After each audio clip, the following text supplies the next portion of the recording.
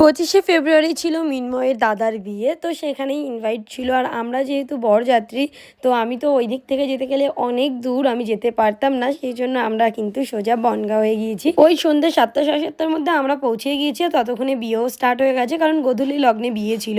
আর এই তো প্রথম কোনো বিয়ে যেটা আমি প্রথম থেকে শেষ পর্যন্ত পুরোটা দেখলাম একদম সামনে দাঁড়িয়ে দাঁড়িয়ে। আর এই যে হচ্ছে আজকের বিয়ের বর আর কনে, আর দুজনকে তো ভীষণ সুন্দর মানিয়েছে এবং দুজনের মুখের হাসি দেখেই বুঝতে পারছো। তারপর আমি কিছু ফটো তুলে নিলাম। আর এখন হচ্ছে সিঁদুর দান, যে সময় সবাই বুঝিয়ে দিচ্ছিল দাদাকে যে এইভাবে টানবে তাহলে সোজা উঠবে।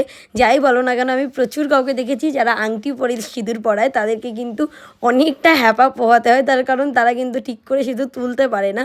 তো তারপরেও দাদা প্রথমবার একটু বেঁকিয়ে দিয়েছিল, কিন্তু সেকেন্ড দুবার একদম পারফেক্ট করেছে। আমি একটা কথা বলি, আমার সাথে তো অনেকেই একমত, পুরো বিয়ের কনেকে যতই সুন্দর করে সাজাক না কেন, সিঁদুর দানের পরে তাকে যে কি মারাত্মক সুন্দর লাগে সেটা হয়তো প্রতিটা ব্রাইড নিজের ক্ষেত্রে হোক, অন্যকে দেখে হোক, সে হয়তো জানে। যেমন এই যে ওকেও কত সুন্দর দেখতে লাগে। ফাইনালি বিয়ে তো হয়েই গেল। তোমরা খুব ভালো থেকো এবং সুখে থেকো।